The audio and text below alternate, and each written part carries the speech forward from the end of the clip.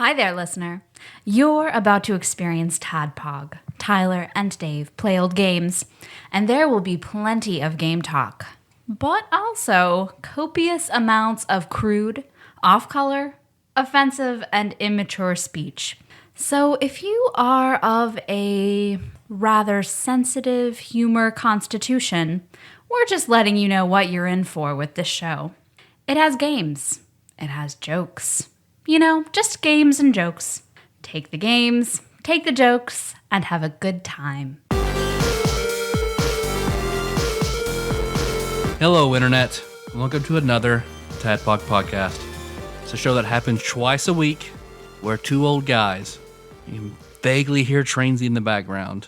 I didn't even hear Trainsy. I don't think the listener's going to hear Trainsy. If you squint your ears really hard, talk about old games. Going back to the Super Nintendo again this week. Because we didn't know what we were going to do last week, so we didn't say anything. And we just decided just the other day. Yeah, we had Paul and Chandra on, did back-to-back. That was like, don't fucking know. So I had mentioned this game a long time ago. Yeah, both these games one of them I've been mentioning, and the other one I have mentioned. Wednesday's episode, yeah. I'm looking forward to recording Wednesday's episode. So I won't bring it up so anymore. I never have to hear about it again. Well, today, on this glorious Monday. Yes. I guess we're recording it on Valentine's Day, so happy Valentine's Day yesterday. Yes, I hope. Happy Valentine's Day, Dave. Happy Valentine's Day, Tyler. By default, we're just Valentine's. I know. It's true. That's what I told Nikki when I hugged her when I left. I was like, happy Valentine's Day. I'm going over to Tyler's for 6 hours. I wish I could have found those old Michael Jordan Valentines and I would have gotten you one. But today we're going to be doing the SNES. It qualifies as a hidden gem. I agree. Skyblazer. I would say this is definitely a hidden gem. Spoilers. But first, I'm your bearded host, Tyler, and I was thinking about something the other day because a friend of mine has a daughter who is, Brainy Gatsby's daughter is now officially a teenager. Uh-oh. That's not good. So yeah, it's not good. It's not good. That's not good. She's thinking about having her put down. Yeah, it's terminal. But she was talking about her, and then that made me think about last time I was Meg and I were giving Kenna a bath. Made me think of teenage girls. Yeah. And Meg was giving Kenna a bath, and then likes to ask Kenna where's Kenna's nose? Yeah. Kenna point to her nose. Where's Kenna's ears? Yes. And Meg is very specific that she wants to use medical terminology for genitals. I'm assuming. For red touch areas, bathing suit areas, whatever you want to call it. So after going through ears, nose, mouth, eyes, where's Kenna's vulva? And Kenna's been pretty on point, this whole time. Meg asked her that, and Kenna literally gives her a "the fuck you talking about" face. Here's what you should do. You need to juxtapose that and just make non-medical terms for eyes and ears. Where's your peepers? She does call the chin or chin chopper. Yeah. So no, chin chopper is fine, but vulva, no, medical terminology only. But I know a lot of other people call it a nunu or a tutu or nunu. I've heard. Yeah, bajingo, whatever. Bajingo. Plenty of terms. I called mine a gooter, whatever. Yeah. And you called your vulva my vulva, my boy vulva. Your vulva. Mulva? But so I was thinking what exactly is the transition period to where you'll go from a childhood nickname to having a cock or a pussy? The moment someone giggles when you say it, that's it. I mean, is it only whenever it has a sexual function? No, I don't think so, man. Because I remember distinctly being in elementary school and referring to my worm, and then some other children tittering, and I was like, I gotta find another word. And then being on the school bus the next day, being like, hey, what do you guys call your penis? What do you call it? Teach me your ways. So that just led me the rabbit hole to all right, so I understand the medical terminology thing, but what if You just wanted to avoid the transition period and just called it like a cock or a pussy just from, Just right out the from gate. the start. So I remember like whenever Kenna was having one of her checkups, like the doctor's fully checking her out. And like whenever he got to checking like her vulva, like part of me went, what the I wanted to push him. I know. I mean, what the fuck, man? So then that brought me to the period of me. Was he like was he like licking his lips, like stroking his beard? He's a good doctor. It has offended me that somebody's going to do that to my daughter. I understand the medical necessity. Yeah. But like, then it just leads me down to the scenario of like something's wrong with her. So I have to like, doctor, something wrong with my daughter's cunt. I mean, how weird is that then? Like, man, my boy won't stop pulling at his cock. Just won't do it. What? I feel like maybe you should have pushed him because it's like, I feel like at that age, the only thing they need to check is like to make sure that it's there. Yeah. Yep. All right. Vulva got it. Check. All right. How about the chim chomper? Nope. Yep. She got her chin chopper, her toothsies. Nope, that pussy's fine. So I guess medical terminology is just like overall probably the best way to go. But I guess. What's up, Internet? I am Dave. I am your bespectacled host. And Nicole gave me something that I'm going to use as an easy out for an intro story.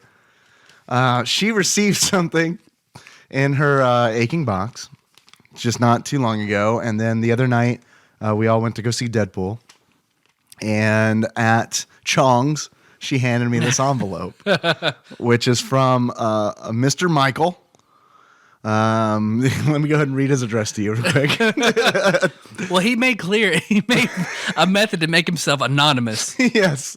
So I know I guess it's Michael. It's just Michael H. And then the rest of the name on the address label is scratched out. But we can see it though. We know what it is. We can see it. Yeah. I learned something on Reddit. Instead of scratching it out, you should just write letters over it. And then that makes it impossible to read because it's on the internet. I want to point out, I'm sure you saw it. The address label has Ziggy on it. Yeah, so that's good. He knows us. The envelope is upside down. We both kickstarted the Ziggy movie, so it's fine. You know what you're doing. Take off every zig. The envelope is upside down. It's sealed. Nicole was not happy because her name is spelled in probably like to her the most offensive way to spell Nicole, which is Nicole. Nick Hole. Which is just N-word Nance. She hates when people do that. This is also made out to Tapo's Studios. So we've gotten a lot of drunk dials before, but this might be our first drunk letter. Let me open it up. Get some of that good envelope noise. Some of that good anthrax. Yeah. Yeah. Oh, by the way, I've been carrying this around in my jacket pocket since Friday. And it's like every now, like on my way here, there were a lot of accidents because it snowed here today. And so I'd see the police siren, like I'd see the sirens and be like, oh man, I hope it's not like drugs in my envelope. So, all right, here we go. This is what we got. I'm going to like go through here. Like there's nothing at the beginning that says do not read this on the air. I'll check the bottom. No, I also don't see anything about that. So here we go. Obligatory motherfucking TADPOG. Since I have been listening to all the episodes, I decided to come up with some achievements based on the show. Since these are way too long to send in a text, I decided to send it in the old-fashioned way via snail mail. Thank you for that. Anyway, here are a few I came up with. And I know he means Nicole, but I'm going to go ahead and say Nicole, just to bother Nicole. Nicole. Nicole's no longer aching box. That achievement is unlocked by send Tadpog something in the mail. What's our P.O. box? We know that's actually impossible. It's constantly aching. Yeah. You can't quench it. But you can try if you want to send things to P.O. box. Many have tried. So many have tried and failed. Josh has come the closest, and that explains why they're together. If you want to unlock that achievement, send us something at P.O. Box 3785, Paducah, Kentucky 42002. Apparently, it does not matter who you send it to, but it does have to be care of Nicole Nance. Let's see. Next achievement, NSFW. What's that? And in order to unlock that, you listen to TADPOG at work. I do that because I just love hearing our voices. I can't climax unless we're talking. The next achievement. You too. The next achievement is eventually. In order to unlock that, you suggest a game. If someone wants to do that, the best place to do that is on iTunes and a 5-star review. The next achievement, banging titties. In order to unlock that, you listen to all Terran episodes. Hashtag more Miller. Listen to every Sean/Sean Miller episodes. He gave us 2 different spellings just to cover his bases. I don't think either of them are the correct spelling. SHAWN. Oh, no, he got it. He nailed it. Let's see. She knows Miller better than I do, for the record. Next achievement, big in Japan. In order to unlock that, listen to every Cockmaster Ashley Shake episode. Next achievement, 2 wolves enter, 1 man leaves. In order to unlock that, listen to all Jacob York episodes. Next up, man, this is where the show starts to get surreal for me. When it's like someone that I don't know is referencing our friends that we've known for a very long time. Because the next one is like, I never expected someone that I don't know what they look like to send me something about Josh voice. Which is the next achievement. Listen to every Josh Nance episode. Oh, I love this. This gives me warm feelings. Next achievement, Dagwoods are delicious. Listen to all Sandwich Lord Phil episodes. You've been demoted. Demoted, yeah. Sorry, Phil. Next achievement is Burger Time. Listen to all John Turley episodes. Next achievement, we have 4 pages of these, by the way. Next achievement, sucks either way. In order to unlock that, play along with Would You Rather. Next achievement, you'll like this one, Tyler. Orochimaru of Time. You unlock that by getting all the Naruto references. Next achievement is It's Worth That Much. In order to unlock that, you play along with how much is that game worth on Amazon. Next achievement is Kept the Gun Out of Dave's Mouth. An achievement which, by the way, my wife adores. She loves it. That's her favorite part of this show is when it's mentioned that I might have a gun in my mouth. She just loves my survival. She works at it every day. You don't make it easy. You're like that game where the kid is trying to kill himself, and it's your job to stop him. What, that's a game? Yeah. Oh my God! Now, why have we not played that? It's a baby who's constantly crawling around the house trying to grab things and kill itself, and you're the babysitter trying to stop it. Is that an Adult Swim game, or is I'm thinking something else? I think it is. Okay. The next achievement is, I'm sorry, to unlock the Kept the Gun Out of Dave's Mouth, you need to leave a 5-star iTunes review, which we need you to do that if you haven't done that yet. Next achievement is Rule 63. In order to unlock that, you listen to all the Man-Pog episodes. We've got Party Line. Listen to all the all-call shows. And I love this one. This is a deep cut. Turd on the floor. Wow. Yeah, we haven't had a good turd on the floor reference in a long time. In order to unlock that achievement, you need to like TADPOG on Facebook because that's where all the turd photos show up. I was about to say, you find that picture and like it. I've been creating new albums for things that people send us. We just need to have a turd album on the TADPOG page, I think. That'll be because discussing making a TADPOG Instagram. So then we'll make just an independent TADPOG Turds Instagram. TADPOG_turds. TADPOG less than 3 turds. And it's a game trying to tag whoever turd you think it is. Just based on context clues over everyone's diets. Wow, this one's nutty. Must be a Dave. Let's see. Here's a good achievement of blank fame. Be a guest host on the show. That's a hard one. That is a hard one. Next achievement is... Well, I guess it's not very hard. Just kick it on Patreon. Next achievement is Need for Speed. Listen to all of Ryan's episodes. It's good. It's good. There are those that call me. In order to unlock, there are those that call me, Tyler. You need to gain a title in the Tadpog fiefdom.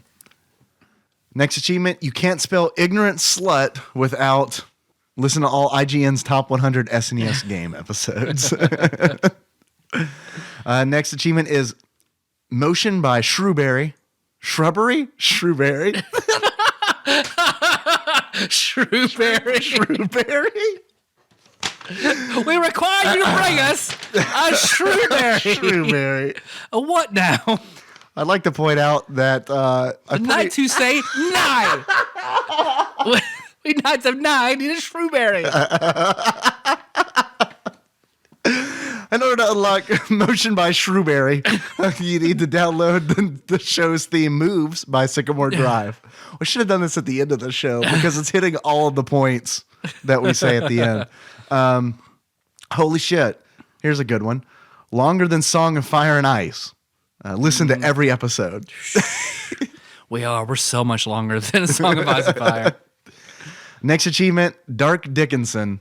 Listen to all Nicole episodes. And finally, not really that cumbersome.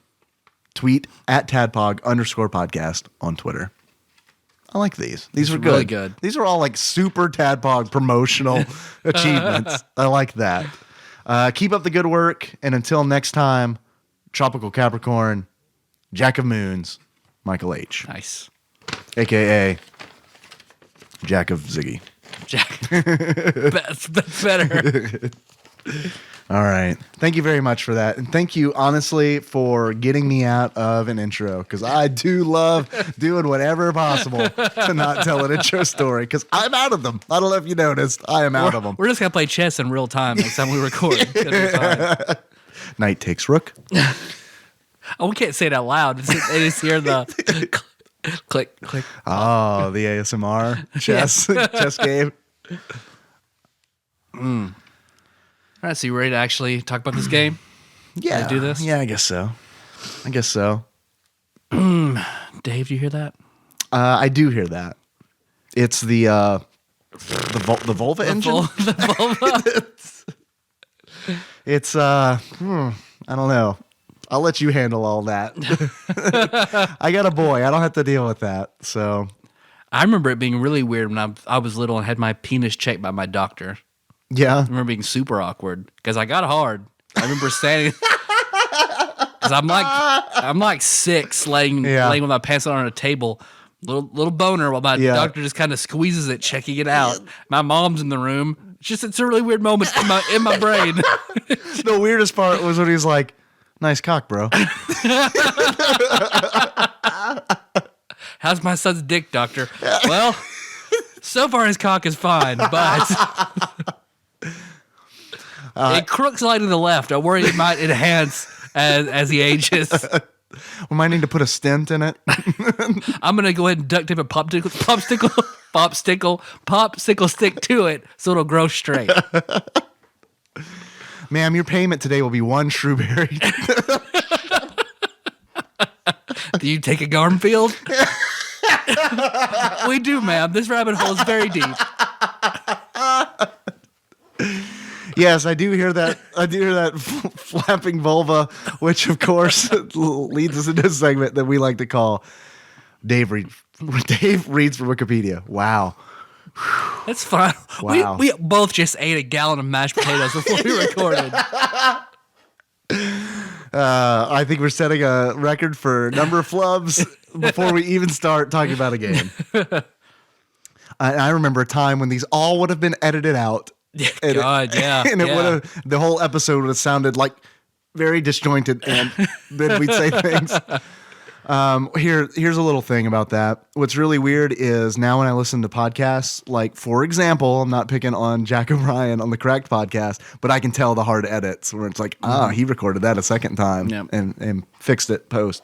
We don't give a fuck here on TADPOG. Because if you listen to Taryn and Banjo, there are a lot of extraordinarily hard cuts. Well, that was a throwback to the beginning of TADPOG when I would meticulously edit one episode for 5 hours. So I remember there was a lot of comments about the hard edits in King of Fighters. Because like Zach was so drunk and so belligerent. Yeah. Like we'd put Zach and Jacob together. Drunk Zach just said like shit we just had to take out. Yeah, I feel like we'd be a little more less sensory now. Yeah. Because it's Zach. Well, we don't mind just none with that cross. It's fine. We figured that at that point, like we hadn't pissed everybody off yet, but now we have. Like I feel like the people that we are listening to us right now, those are our people. It's true. So yeah, we can just do whatever we want now. Okay, guys. Skyblazer, released in Japan, I haven't done this one in a bit, as Kararu, I think that's how you pronounce it, is a platform video game published. That's just it? Karuraru. How would you say this? I don't know. I just thought it's Karauraou. Kururu. No, it starts with an A. It's Ka, not Ku. But Karuo. Karuo. It's a platform. You just unlocked an achievement. Otherwise, in Japan, it's Kawawa. In Japan, it's the sound of 2 koala bears making sweet love on Valentine's Day. It's a platform video game published by Sony ImageSoft, released in early 1994 for the Super Nintendo Entertainment System. It involves Sky, the Skyblazer hero. Interesting. In the Japanese version, his name is Garuda. That has a Final Fantasy thing to it. But while I'm thinking about it, I'm sorry to interrupt you. No, it's okay. That I want to do a round of applause for Bill Picara, who messaged us that he is now, as of last week, starting at like TADPOG episode 1 and listening all the way through. He's going for the achievement. That is a fucking endeavor. Yeah. Yeah, he's going to make it. He'll make it. Unless we piss him off. Probably by the time, yeah, it's true. He might get like episode, he gets to Shaq Fu, he's like, nope. But by the time he's done, he has to, we'll at least be on 300 by the time he's done.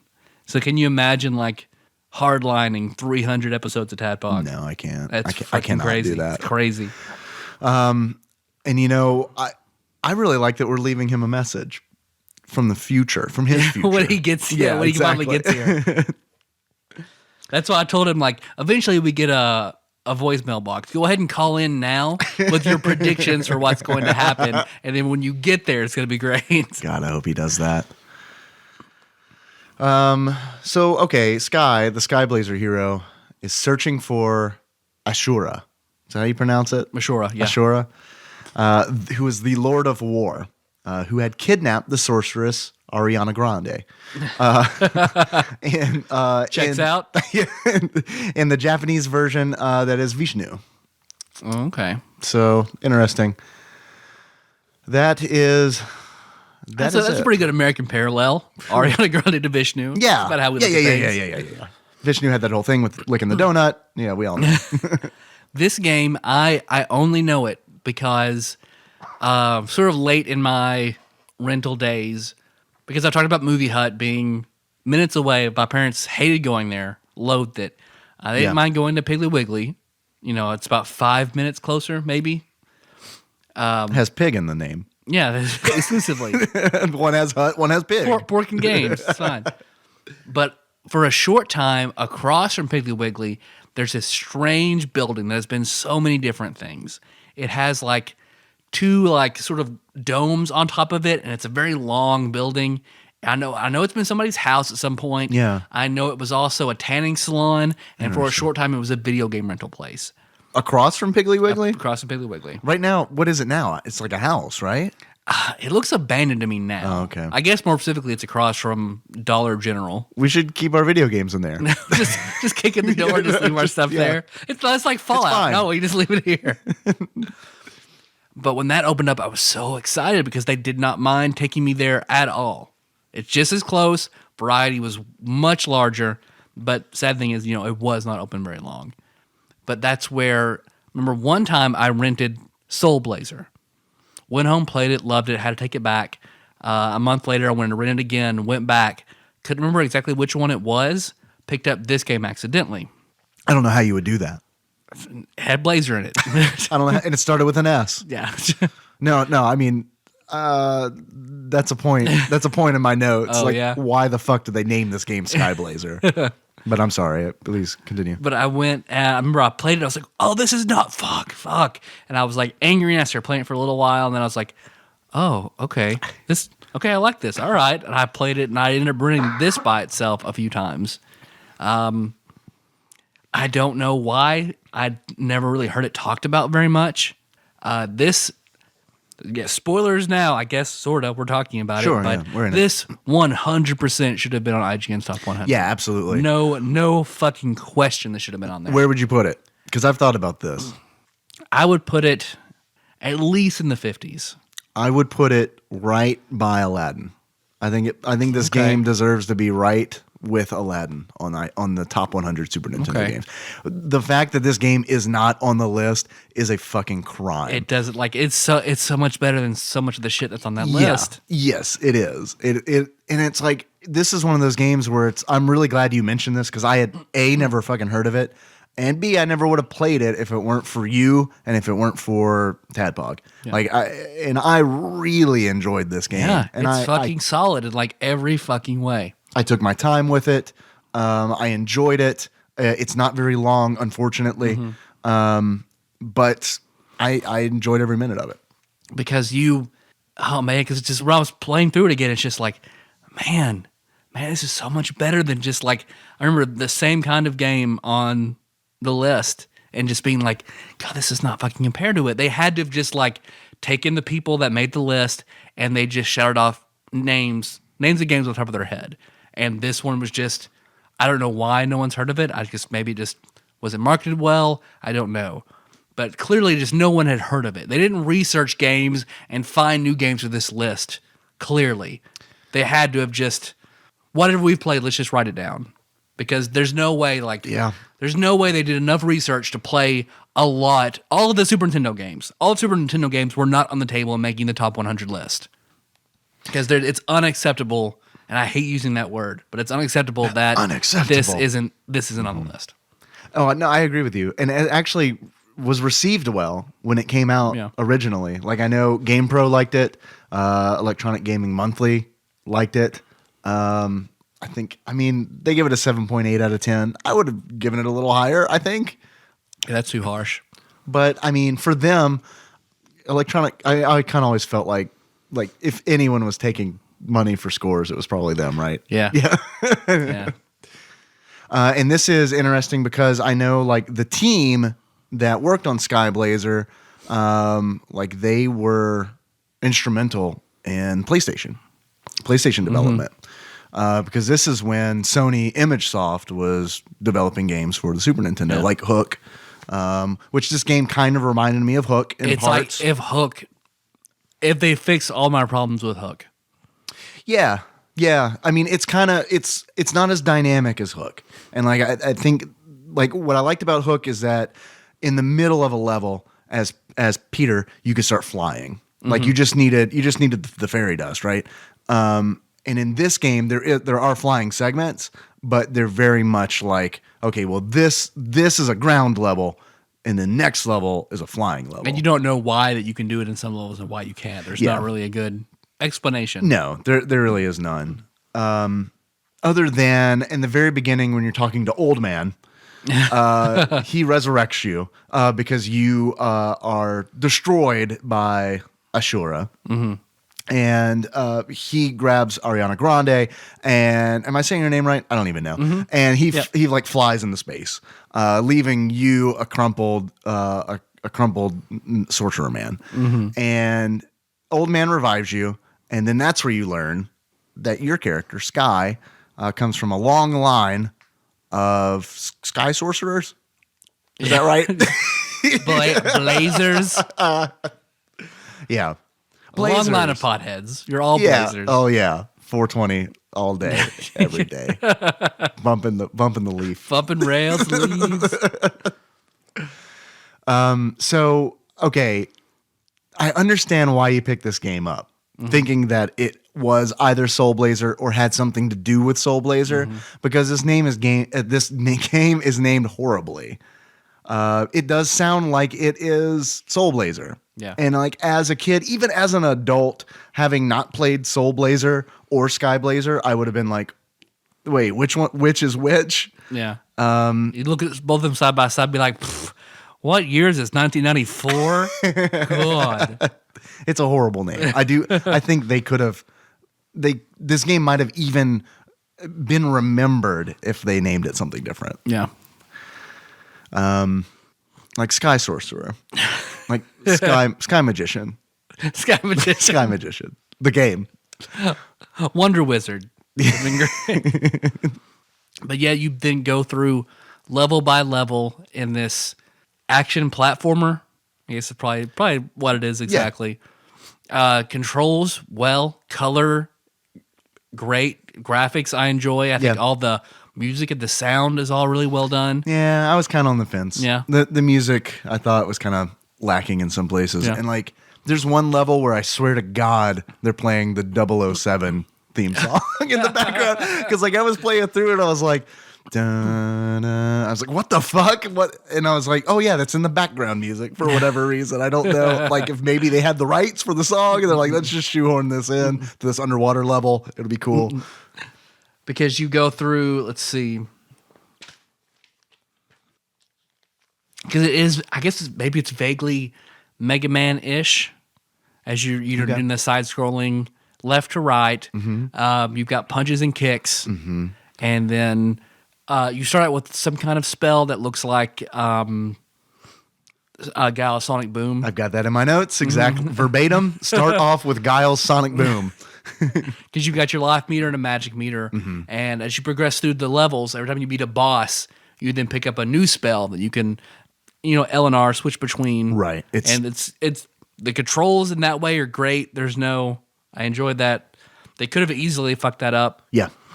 One suggestion that this is not my own thought, but I read it online, and after I read it, I was like, oh yeah, that would have been pretty cool. You may not have liked it, and it might not have worked out well in practice, but I think it would have been cool if instead of having to cycle through what power you use with LNR, if each one were an input command.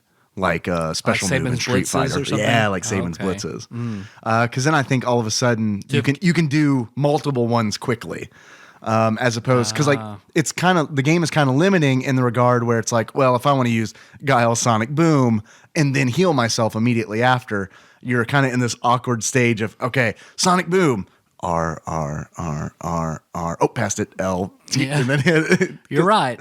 I didn't even think about that. That would have been good. And they could have pulled it off easily, especially if they got rid of the magic meter and then have that be the way you could have done it. Yeah, I think the magic meter there probably does have a lot to do with why you have to select the one instead of doing it on the fly. I mean, the magic's pretty powerful in this game. Yeah, it is. And I think all of them are really cool, too. Yeah. I didn't use all of them. I mean, they were certainly my go-tos. I would try all of them, but like the lightning strike, for example, I rarely used, where you just call lightning down from the sky. And then there's another one where you just send out a burst of energy in like the cardinal directions. I found that to only be effective in the water temple boss. Oh man, ooh, I want to talk to you about that. So the water temple boss, which, okay, so this game, I love all the bosses in this game because like that's my favorite part of Skyblazer. They do a good job of it. They do a great job with it. I think it's a little hit or miss because there's like one boss, and you'll know the one I'm talking about. It's kind of like an elephant dragon in a helmet, like encapsulated in a giant dragon bat. Centurion. Yeah.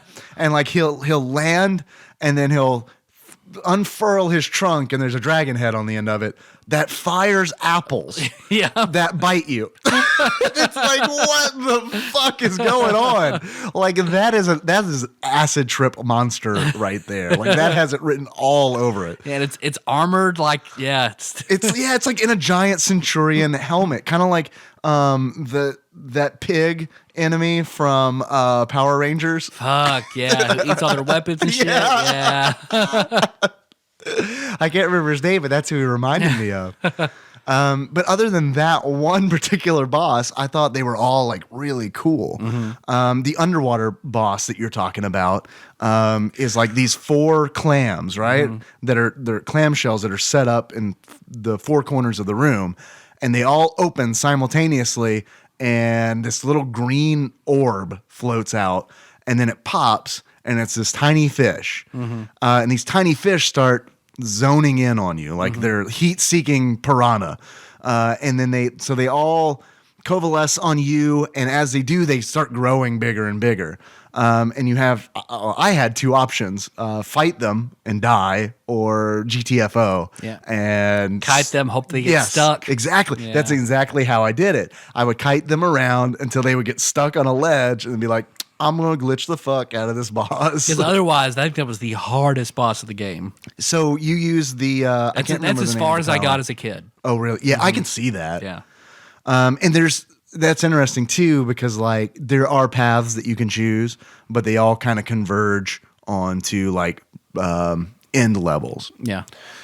So what's the best way to beat the underwater boss then? Yeah, I did the same thing you did. Oh, okay. Yeah, I would use wait till they all open up and use the star power until I was out of magic, and then that way they were all at least at half of their health, and then kite and drop down and hit. Yeah. Because there's a stream of water circling them. Yeah, the current. Yeah, which is weird because it makes you swim faster than fish, which is that's pretty epic. But to be fair, they were just born 2 seconds ago, so maybe they're just starting out. I feel like that was the shittiest level. Otherwise, I think that's kind of just water stages of the Super Nintendo era. Like, no one likes them. They're generally just not good. Well, it's frustrating, right? Because it is literally a maze. Yeah. And instead of switches that have barely perceptible differences. Right, exactly. It took me a while to notice, when I hit this switch, it changes the current of just a square of water. Yeah. Which seemed kind of weird. It's an interesting concept, but yeah, I agree. I think that was the most frustrating level. Yeah, because what I like, stage to stage, beat a boss, acquire a new spell that can then help you go along. And it's not that they're super important. It's not like one boss is weak to whatever. They're just usually good gameplay things. Yeah, and I liked that. Yeah. I loved that bosses weren't weak to particular spells because that, me, that's like a big kind of... That's your problem with Mega Man. Yeah, that I have that problem with Mega Man because it's like I wouldn't have that problem if there was a way to figure it out besides trial and error. Yeah. And that's what I feel a lot of Mega Man games are. It's just trial and error, or you use a guide, or you ask a friend, what order do I fight the bosses in? So I do not waste Sometimes they time. make sense, but then like when they get up to sort of bosses in Mega Man, you don't know why. Why Snake Man or why Gemini Man is weak to snakes, or it's some of the shit doesn't make as much sense. You think it's a Zodiac thing? Maybe. Or why Metal Man is weak to his own power. Okay. You would think it would be like Mirror Man or something like that.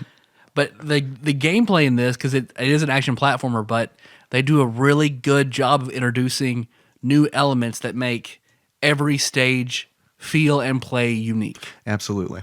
So like you're encountering something new, not just bland jump and punch. Mm-hmm. I mean, that's how they start you off, but it's not long before they're incorporating new elements that require you to use spells like the charging burst spell that it kills everything in front of you, but you charge a good distance through in a straight line.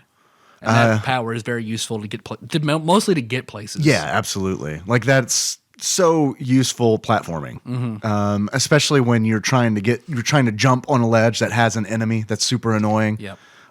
You can just blast your way through it. Something else I thought was cool is when I was playing this game, I was like, holy shit. It's like the developer was like, wouldn't it be really cool if we developed a platforming game that is based around what it feels like to play a monk in D&D? Because it's like you can punch projectiles out of the air. Like you can't like do fireballs and stuff like that. But if like something physical is coming at you, you can just fucking punch it. You just just knock it the fuck out of the air. Like you don't have to dodge it. Just knock that shit away. You can do spells or basically everything. Like the fire temple, like where those worms are shooting fireballs at you, then just use the sonic boom and it takes everything in a straight line away. Oh, I didn't think of that. That's good. And even like the spells are all very elemental. This game is very elemental themed, and that makes me think of Because you're trying to monks acquire in D&D. basically the power of the 4 elements so you can awaken the Phoenix spell that allow you to harm Ashura in the first place. Yeah, and I think this is another stumbling for the game. I love the game, but I do think like some of the storytelling could have been better. Like for example, when you first meet Ashura, he grabs Ariana Grande, like I said, and he blasts the fuck out of you. Like there's nothing you can do. It's one of those fights where it's like, hey, it's the beginning of Symphony of the Night, and you're gonna eat shit. Yeah, I guess is this a tropey thing of just that era of unbeatable levels and just things that it forces you into do? Yeah, I think it is. And so it's hard for me to fault it. But at the same time, I think Even Chrono Trigger suffered from that. Yeah, absolutely. A lot of games suffered from that. A lot of my early D&D games suffered from that before I realized, like, yeah, okay, this kind of sucks. A lot of D&D game, like the Horde of the Dragon Queen. Spoilers if you're running that right now. I mean, it happens very, very early, but there is something that's set up to teach players what death saves are, which is essentially a fight where someone's intended to not make it. So, I mean, that's still a thing that happens. And I think it's shitty because it's like, I feel like as a DM, you'd be like, okay, here are the rules of what happens if you are going to die. Make things difficult, make it where you have to think out of the box, but just railroading someone into a situation. It's like, no. It sucks. Spend your resources and shit, but you can't win. Right. But so anyway, when you first fight, I'll put that in air quotes, when you first fight Ashura, he should have had the shield that he has when you fight him at the end of the game. Because what you use the Phoenix spell for is to get rid of that shield. And then that makes him attackable. So it kind of feels like, well, they should have it in the beginning where he's unstoppable because, like, that's the thing. Like, you have to get the Phoenix spell in order to get rid of the shield so you can fight him. So I felt like that was kind of a storytelling fault that I saw. But this isn't really a story game, so it's just a little thing that I think would have gone a long way. I think Ashura is like the Japanese god of destruction. God of War. He referenced himself as a god of war in the game, but I don't know, like, as far as like a mythological. Maybe it's war, maybe it's destruction. It's something like that. Because he's in some Final Fantasy games. Yeah, he has his own video game. So I just wonder if that shield is part of his mythology. I don't know whether it is or not, but might be. I don't know. It would explain why it's there in the game.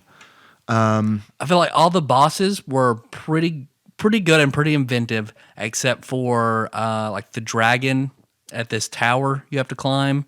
Oh yeah, the Serpentine Dragon. Yeah, because it's just like it's like a Final Fantasy Tactics summon of a dragon that just like goes straight up in the air. It comes up from the bottom of the screen. Yep, he's holding a Dragon Ball. Yeah, he doesn't move or anything. Like he goes up, you kick his Dragon Ball, and he stops and he spits fire at you. But if you hit the ball and then quickly jump to the other side of the tower. You did the same thing as me. You come can up loop behind around and just beat the fuck out of him. Yep. Easiest boss next to the Dragon Elephant. Because that Dragon Elephant was the same way. He would just kind of jump, and when his trunk would come out, you just punch that head. You don't even have to hit the trunk. You can hit him from behind. You hit his butt.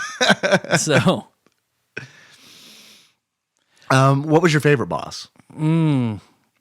I enjoyed what I thought was it reminded me of Mario a little bit. Sort of the round boss with the spikes that every round he made around the room would make him larger and larger He would and grow. larger. He would stick to the walls. Yeah. In this very small room. Yeah, I thought And that was interesting. He looked like an armored eyeball. Yeah, because he opened up his eye, throw like fire at you. So it was like you could jump over him for a little while, and then you had to climb the wall and jump over him. And then like he got so large.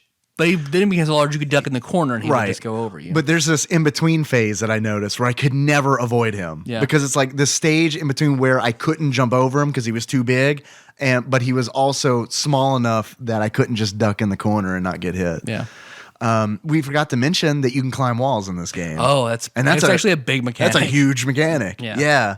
And it's instrumental in that boss fight, of course, but it's also super important to get through the game. And there are a few vertical Because you very levels. Ninja Gaiden style way, like clean the walls and climb and descend. And Yeah, it feels like you're Spider-Man, essentially. And this is how web crawling should have gone for Spider-Man and a lot of Spider-Man games that are awful that we need to play for the show sometime. Spider-Man X-Men Arcade's Revenge. Oh, it's so bad. So bad. It's so bad. So ridiculous and so bad. No, Wolverine in a giant circus with Juggernaut? No, it's fine. It's fine. It's fine. No big deal. Storm trapped in a sewer? No, it's fine. Well, she can't see the sky, so she can't call lightning. She generates it sometimes from her own body. I remember like reading a big thing about that. Like no one like, does it come from her own energy? So I remember a game theory like computed like how many calories she would have to consume in food if she were to like generate her own electricity as opposed to calling it. And it's just like it's insane. The amount of like if she's producing her own power. Yeah. So, but then of course, like all mutants basically break the laws of physics. Absolutely. Like, I can understand Wolverine's regeneration required him to eat and get mass and that regenerate, but he can regenerate from nothing. Like where is he getting this mass from? He's a mutant, Tyler. Tyler, I don't know if you understand this or not, but he is a mutant. It's in your genes. Yeah, it's science, Tyler. It's science. I mean, I don't know. Cyclops, I mean, that makes sense. He's access to the Punch universe. That's fine. I get Exactly. that. I really liked the first boss, who is a genie, Yeah. and he fires balls of plasma at you from his hand, but you can't harm him because he's ethereal. Yep. However, his lamp... Jafar style. Yes. However, his lamp... You destroy Jafar's lamp. You destroy Jafar. is an animated object which runs around, and you destroy the lamp. That's a good idea for a D&D boss. A genie with an animated lamp that runs and... I went there too. Yeah. I went there too. Has its own class levels. It's a badass. And the genie itself, not so Kind of much. shitty. The genie... It's trying to tell you how to kill it so you can set it free. Oh, how about this? How about somehow the... okay, so the lamp is animated and gains sentience somehow. And then found the genie, trapped him, and uses the genie to grant him wishes. Now you got a campaign boss. Now you got a big villain.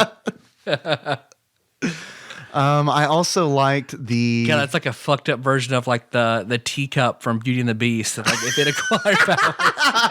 I believe you're talking of Chip. How can we make Chip like chaotic evil and powerful? Well, More importantly, how can we fail a Darkwing Duck quiz that Phil gave us, but we can both simultaneously say Chip. And it's because we watched it together for Valentine's Day. You're welcome, Internet.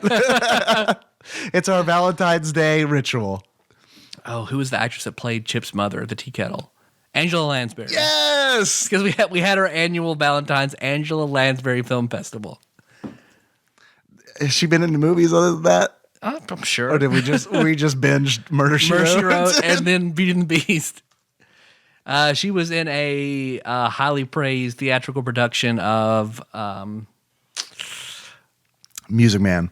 nope, it's the guy, the barber who kills people and makes meat pies.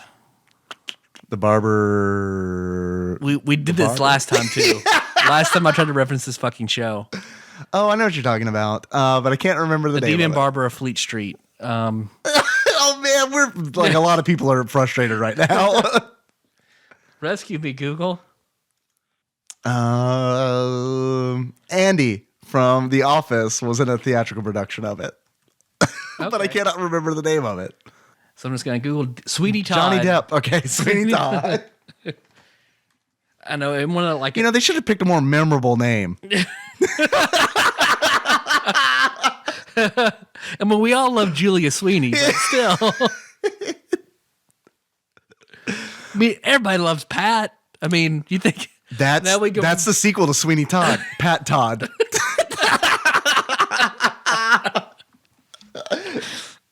Sweeney Todd's great granddaughter, Julia Sweeney, plays an androgynous character. It's a Dexter spinoff. He trains her. I don't know, Dexter. And Dexter's inner monologue about trying to figure out whether Pat's a boy or a girl. My dark passenger says that Pat's a boy. Till he finally just like drugs her with the needle and just like pulls out her pants. There's a vulva. Found it. Oh, fuck. Tyler, I also like the boss in the ice level. Man, that was a weird tangent. That was a long one, too. We went down a lot of little tunnels. Hope we brought our lanterns into the cavern of tangents. There's a big wall with a face in it. Uh-huh. That spins. That was a cool boss, yeah. And it will one-shot kill you if you don't jump into the cutout portion of the wall as it spins. It'll crush you. And it gets faster and faster as the boss wears down. And then so it's a big face. It's got two big eyes and a nose and a mouth. And as you have actually described faces. That's a face. Yeah. Tyler, I'm pretty good at faces. I don't know if you know this about me. I'm pretty good at faces. You don't have the disease where you're face blind. No, it's important that I explain the features of the face because as you beat the boss up, his eyes explode into gaping vaginas. Yep. That's exactly what as I was playing it, I was like, I do not know how this did not get censored because I have seen this before in video form on the internet. That is a gaping vagina. It speaks to your lovemaking prowess that, like, it looks like that's a beaten down vagina. if you were like, vagina. So your handiwork just must fucking tear through vagina. No, it speaks poorly of it because I said I saw it on the internet. It speaks to the porn you watch. Yeah. So I was like, oh, yeah, it's supposed to look like that? Yeah, exclusively Max Hardcore. Like the last 20 minutes of every Max Hardcore video. Not the beginning. Just send me the end, please. I like all the after shots. I don't want the before. It's too soul crushing if you see all of it. God, we haven't been a Max Hardcore reference in a while. I know. God, so awful. I'm glad he's in jail for torture. Is he? Is that for real? Yeah, is he really in jail for torture? He was charged under torture, yeah. They didn't just give him a job at Guantanamo? Listen, we got a whole bunch of terrorists. We're going to need you to fuck and then torture. God, just Max Hardcore with this fucking cowboy hat. Wake up, boys. I'd like you to meet John Wayne. God, Guantanamo, like crime mascara running on their faces. Because, God, what's that eFukt video we watched where, like, one of the girls is absolutely, like, oh, yeah. She had to bust out of Arkham Asylum going straight to set. And I love, like, this is, like, the weirdest thing is, like, I hate hippies! Like, he's fucking, you're like, what the fuck is she saying? The weirdest thing is to see him be uncomfortable. Yeah. I'm not a whore, I just hate hippies. Yeah, that video's got to be in the show notes somewhere. If I can find it. No. eFukt gets hacked like every other week, Yeah. so it might not be there true. anymore. Are there any other bosses that you like, Tyler? eFukt has got to be... no, we're going to go down this road on further. eFukt has got to be run by like Fleetwood Mac because of like, from what I read, it's just constant. What? It's constant infighting and backstabbing that makes all the hacking. So they'll get mad at each other and delete each other's shit. So, I don't think anyone at Fleetwood Mac is alive or knows how to use a computer. No, I'm pretty sure it's Lindsey Buckingham and Stevie Nicks that run eFukt, and then just like after they made Rumors, they made eFukt, and they constantly fuck each other. I get it. I rolled a 20 on my musical knowledge. You had a music reference that you had to make, so I get it. Thank you, a Saturday Night Live. Oh, and the crackpot, and no unpopular opinion. So what other bosses? So eFukt. Let's talk about eFukt, motherfucker. Let's see. We got some titties in here just slapping them and shit. Dave Matthews Band. I'm out.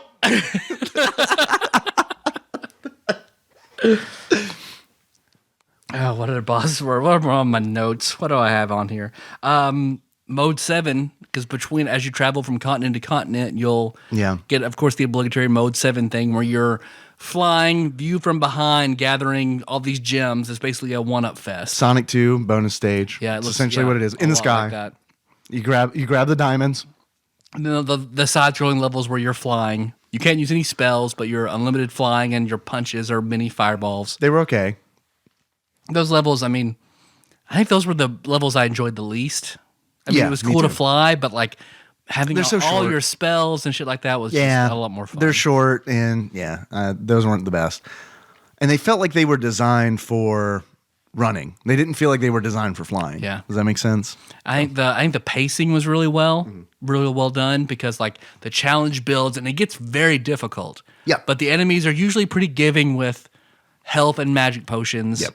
And then you can get revived. You have your passwords, and if it continues, basically, well, you have to start over at the beginning of every stage. But if you die, every screen you will start over at your most recent screen at the beginning. So very challenging, but they compensate for how challenging it is. What did you think about the Ashura fight? It was confusing at first because it's like knock the shield out of his hand, or turn to Phoenix. All right, tear him up. Okay, all my magic's gone. Yes. Okay, what do I do now? And then like it's essential because then I realized like, oh, okay, I can deflect the fireball he's throwing at me. Yeah. So then once you can plow through those, The then you can biting get- fireballs. Yeah, then you can get close enough. Once he does that, then you can like land like a head kick and then run off and You can do combos too. war of attrition kind of. Because like you can do, if you hit the attack button 3 times, you do like a 3-hit combo.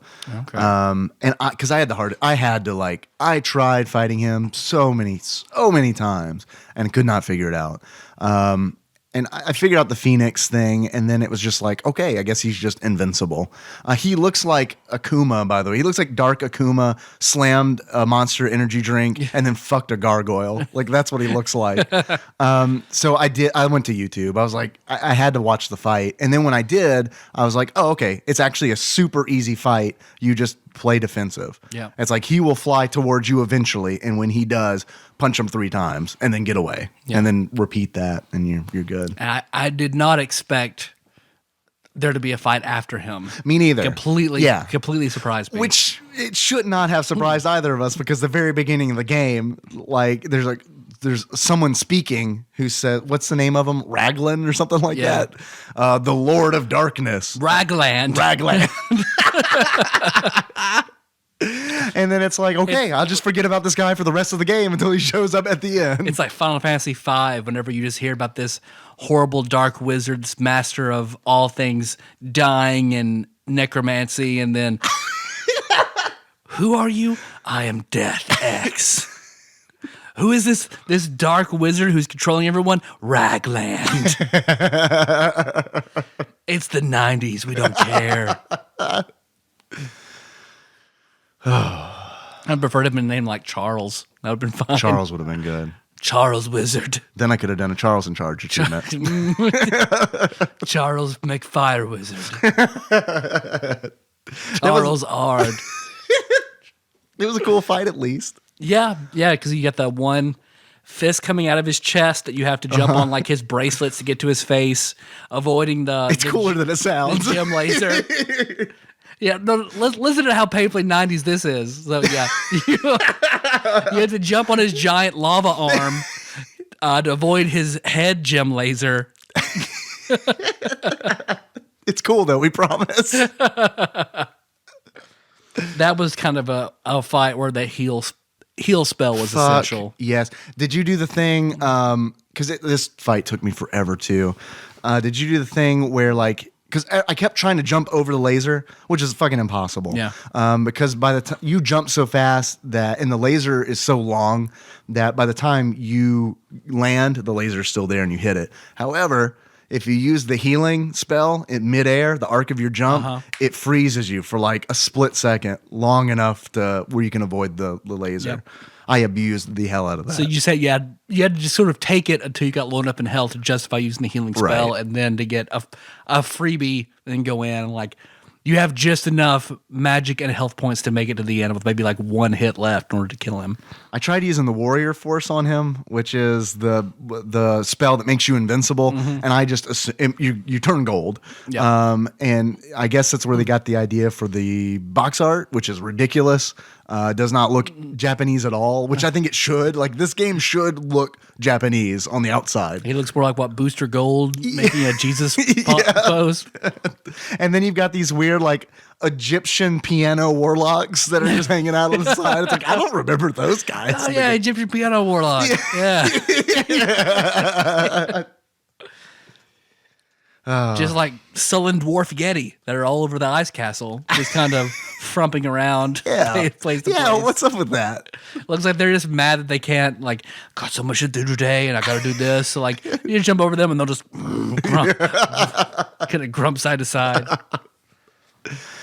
Let's see. Is there anything else? You got anything else? I don't have anything else. Oh, I've got a question for you. This is super important. Okay. How did you feel about the disappearing Mega Man blocks when you were climbing the tower? I mean, luckily, most of the time I'd always land on a different one. Yeah. You know, below. I could maneuver myself to land on a solid one. Yeah. And just climb the fucking tower. Man, I had to do But- it so fucking fast. Like, it was... Yeah, you do have to climb. You have to climb the like, tower really fast. Really fast.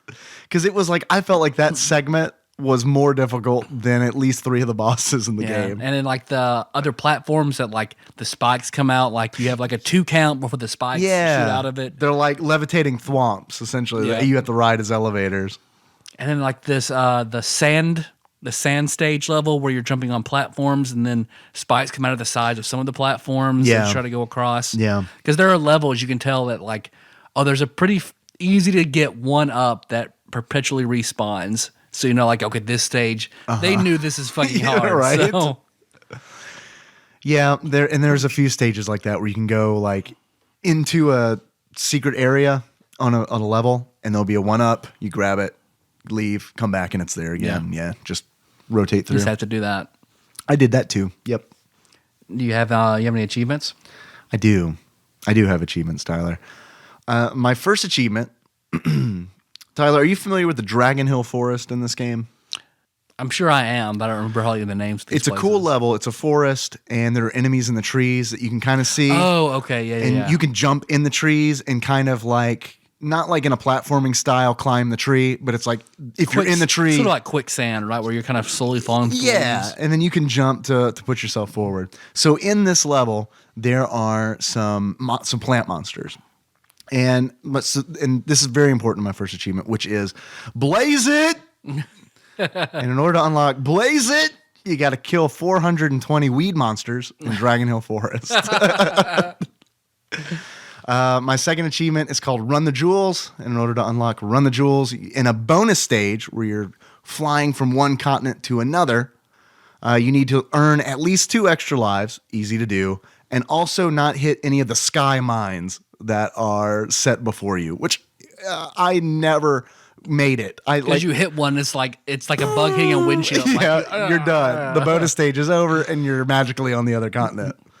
I could even when the first one showed up, it would just be like slam. All right, we're done.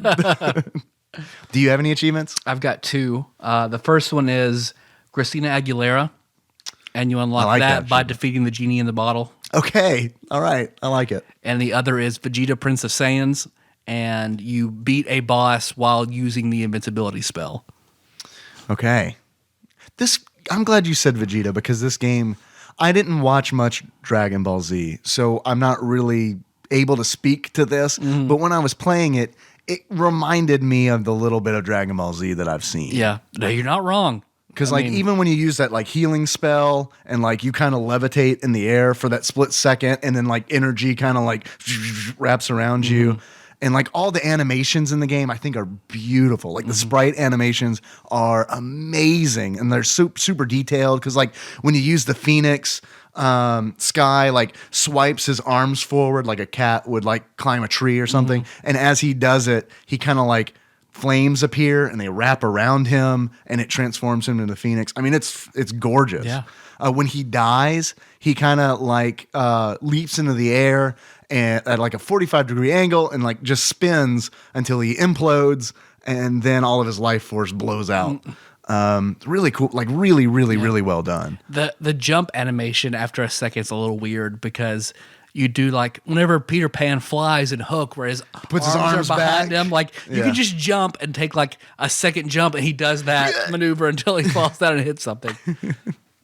That's another problem I had with the game. I'm glad you mentioned that. Is I wish that there were more directional attacks because when you attack, it's just side to side. You can't like punch upwards. You can't punch down. Like if you jump up, don't land on an enemy because there's no way that you can like kick down or anything like that. Yeah. I wish there was a little bit of like Hagane kind of something. stuff in there where you Yeah. could take care of more enemies. But to be fair, I think this game was much more about the platforming and the boss fights and less about taking care of enemies on the levels. Yeah, so I mean, I can't recommend highly enough that people check this game out. It's worth it. It's a good time. Yeah, absolutely. Tyler, Yes, Dave. I have a few questions for you. The first of which is if you were to give this game a pair of beards, if you were to give this game a pair of beards, you have to pick two. Two beards. Well, Okay. Gemini beards. What kind of beards would you give it? Let's see. So the game series Suikoden, Yes. each one has 100, 107, 105. It's been such a long time. A lot of fucking characters to recruit. And inevitable in your party of 6 are going to be a lot of characters you don't get to. And some are very, very good and you wouldn't expect them to be. So every Suikoden has hidden gems in its party. Hidden Geminis. Hidden Geminis. Like my dad. It's Gemini. It's fine. I learned something about Randy today.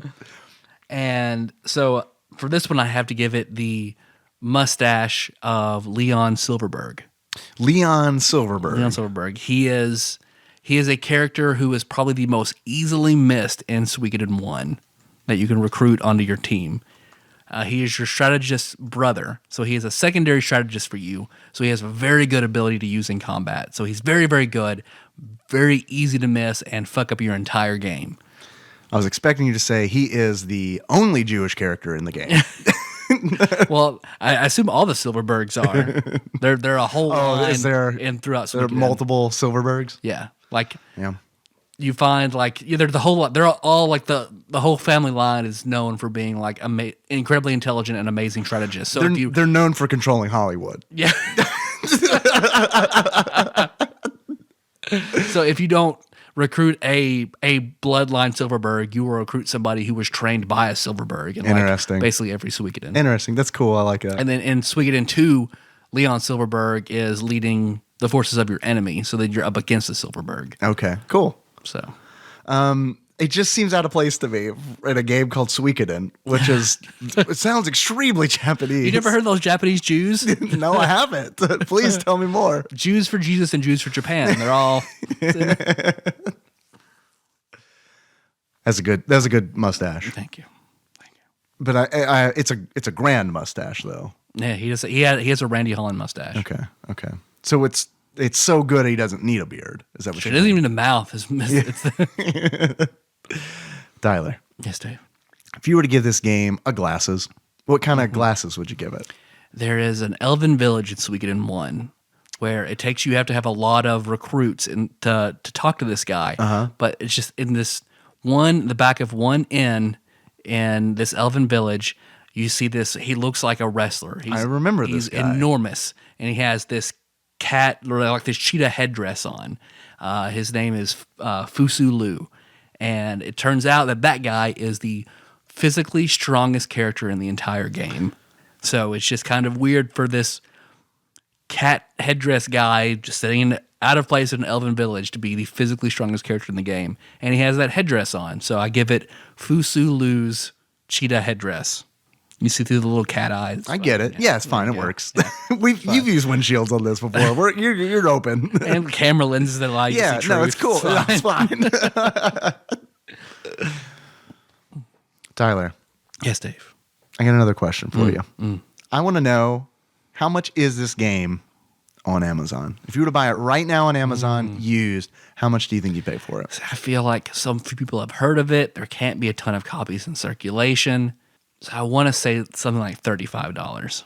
Tyler, respectable guess. Actual retail value of Skyblazer, parentheses blaze it, used on the Super Nintendo on Amazon at the time of this recording is $49.99. I'm gonna say that this game is worth that. I know that sounds crazy, but it's a fun game that if you were to buy it, it's a fun game that you're probably going to enjoy if you enjoy these kinds of games, which I think that most people who gamed in the 90s enjoy this type of game. And I also feel like you could resell it if you wanted to and maybe make a profit on it. That's true. That's true. We didn't talk about the air temple now that I'm thinking about it, because the air temple I forgot is about that. basically entirely comprised of jet streams that you have to jump into and maneuver yourself across. Like, it's like a Mario level. I want to compare it to like, because you don't blow up in a huge balloon like on Tubular, but it's all about like having to maneuver across a whole stage with hardly any ground. Land. Yeah, not much land at all. It reminded me of, I think I've talked about this on the show before, the game that I played on a Macintosh in middle school where you control a paper airplane and you try to go as far as possible by riding air currents. So I liked that. I wish that I had been an airplane instead of a monk. Because, I'm just continually impressed by just how much they changed it up and kept it fresh and kept every level interesting and playing differently. And yeah, well done all around. Super game. I am really actually upset that it was not on IGN's top 100. Yeah, I mean, clearly they did. They could not have done research. They could not have looked into it.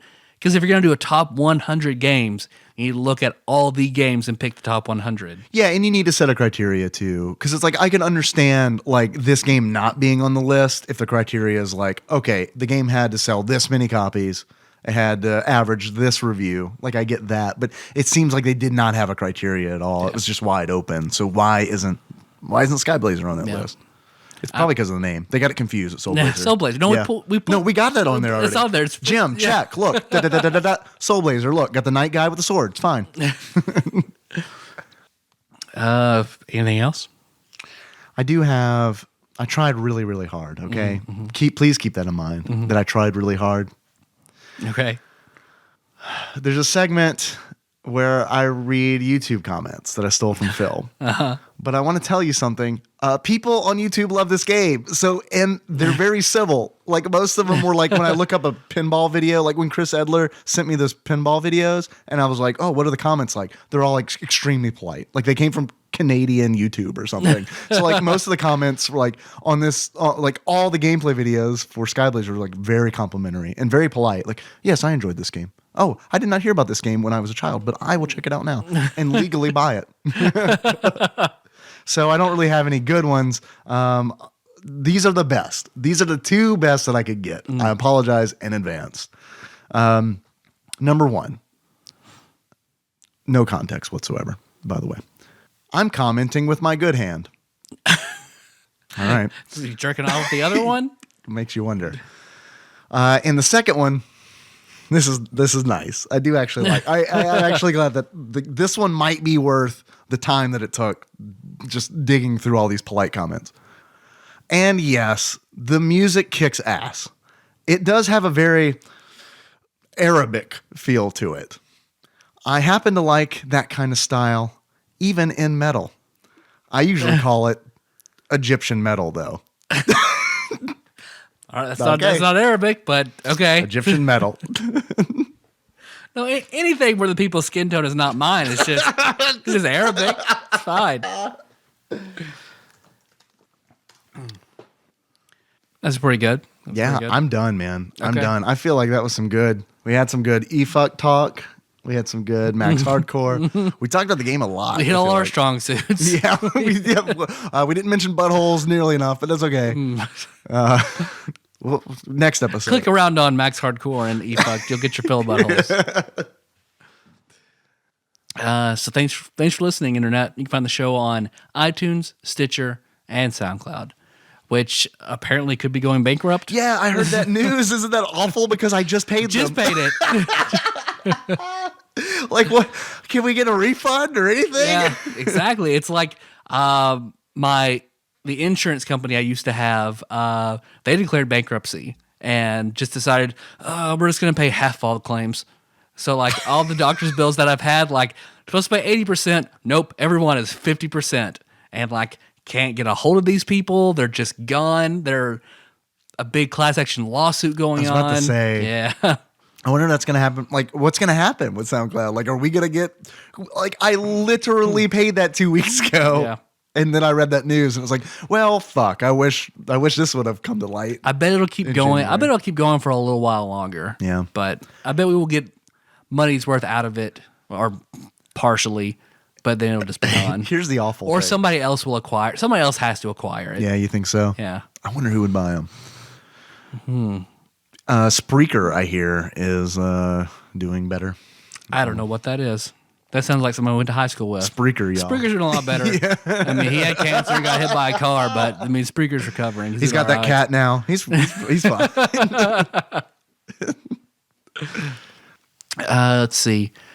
5-star iTunes reviews. We love them. We still need them. We're going strong for a while. I had new ones almost every week. Mm-hmm. Now we're out. So please, just need more. It's important. So please, We do. Find us on iTunes. Steal somebody's phone. Do whatever you have to do. We can't really say that. Go and get a whole bunch of like credit cards. Open up like 10 credit cards. It's fine. It's fine. It'll be good. And then with every one of those, you can make a new iTunes account and then leave us another 5-star review. And it'll be great on your credit report. Yeah. You need to have as many credit scores as you can. Yeah. I'm pretty sure every credit card gives you a different. You got to collect them all. It's kind of like Pokemon. Oh my God. I just thought I had the most predatory idea ever. What if Nintendo was like, we're making credit cards, y'all. And then they like just started like printing one Pokemon per credit card. Oh, fuck. Oh man, don't you want to charge them all, man? Like Charge them all. like I know people who would be And that Mewtwo card has a debt. 25% interest rate. But I had to get it. And you can only get Mew by buying Mew with Mewtwo. the credit card that's specifically designed for you to buy other credit cards with. No. You could artificially like Only in certain countries, so you have to trade with your friends. Oh man. You gotta have a link cable. That's a whole mess. Oh, so find us on iTunes. At least a 5-star review. Subscribe. 5-star review. Write us something in there. Mm-hmm. Write us whatever you want. But if there is a guest host you want for an episode, a game you want us to play, a Patreon request, whatever, it's a good place to leave it. It is. So whatever you put in there, we promise we will get to that eventually. Don't worry, guys. Like Tyler said, we're gonna be back. We are gonna be talking about Home Improvement. Yeah. Home Improvement. Yeah. There's a subtitle to that game, but I don't even fucking care enough to give it to you. It's on the Super Nintendo. Look it up. You'll find it. Power Something tool. Power Tools.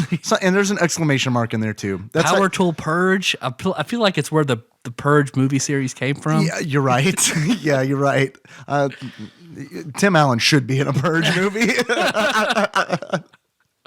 I'm not gonna lie. When I saw the trailer for the most recent one, I was like, "Oh, I might actually be interested in this franchise," because I was not prior to the trailer that we The saw. at election year Deadpool. one. Yeah, that looked like a legitimate horror movie. I didn't.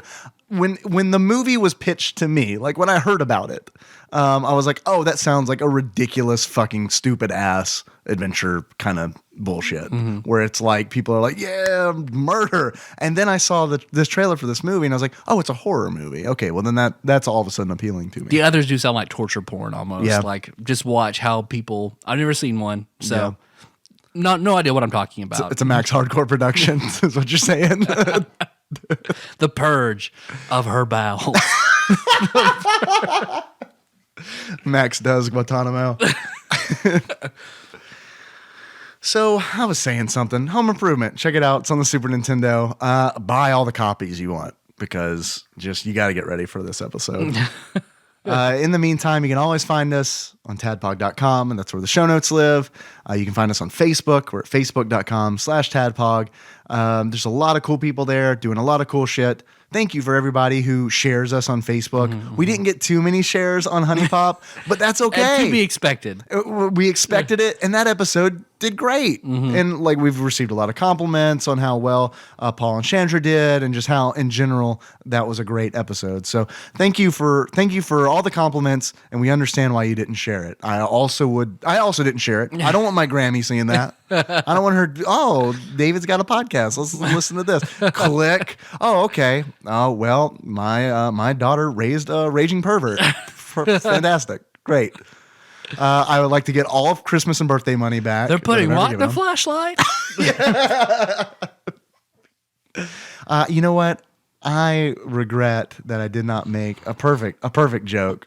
Flesh lightsaber, like some kind of tie. Yeah, if I would have put it in the other end first. I know. But anyway, you can also find us on Twitter. We are at @tadpog_podcast. It's cumbersome, I realize. Thank you very much for everybody who retweets us. The Honey Pop crowd strong on Twitter, because no one's grandma is on Twitter. So like people Twitter is still the old west, amazingly. Like you can still shout all the things that you want on there and nothing happens to you. Well, all young people like don't have Facebook now, because Right. it's just like controlled by the older we're on it. population. Yeah. So they don't want to fuck with it. So I get but it. they're still on Twitter, and Yeah. all the old people don't get on Twitter as much. It's all about Facebook and pictures and events and tags Periscope. and- yeah, You know the old folks love the Periscope. down Periscope. Do you think Kelsey Grammer has a Periscope account? I hope so. Because that's like I'm gonna get on it. that seems like an obvious one, right? You can call us if you want, 270-883-2555. Leave us a voicemail, send us a text message, and it could wind up on an upcoming episode. We do have a Patreon, which was mentioned earlier. Thank you very much to everybody who donates on there. It's a wonderful thing, and it helps us pay our hosting fees, and eventually we're going to buy things with it. And instead of just being, having to claim it as income on taxes, we're going to do things with it. Turns out you need to do something with it. Yeah, it's weird. If you don't use it, the government just takes it away. So if you want to be one of our great donors, please visit us at patreon.com/tadpog, and donate there. Why not? We do a bonus episode like each month we do a bonus episode, and that's how you get it. Yep. And then we already gave that address out once, but if there's something you want to use to fill Nicole's aching box, please send it to @TADPOG Studios or whatever. Care of Nicole Nance, P.O. Box 3785, Paducah, Kentucky 42002. Well said. Our theme song is Moon by Sigmund Ra. Find a link to that track in the show notes at tadpog.com. Perfect. How would we close this out, Dave? That's a good question. Like, I'd say Vegeta, but I don't know what he sounds like. So let's do Vegeta. Okay. They can do that. So until next time. God, you guys. Kakarot. What is a Kakarot? That is Goku's Saiyan name. Okay. Is that like his true name? Yep. So Vegeta has power over him because he knows his Vegeta's the name? only one that calls him that. Oh, I see. So it's like calling somebody you... Because, okay, there are people that I call by their last name, like Miller, but I like Miller. But generally, I feel like using somebody's last name, like when you're not friendly with them, is like a slight. So it's kind of like that. It's like Kakarot. It might be a little bit. Is it his last name? Well, Is it his Christian name is what I'm asking. he is saying Christian name. Because everyone else calls him Goku. That's what his grandfather named him when he fell to Earth or whatever. Goku Charles Kakarot. Kakarot. Kakarot? Kakarot. Kakarot. That's the porn parody.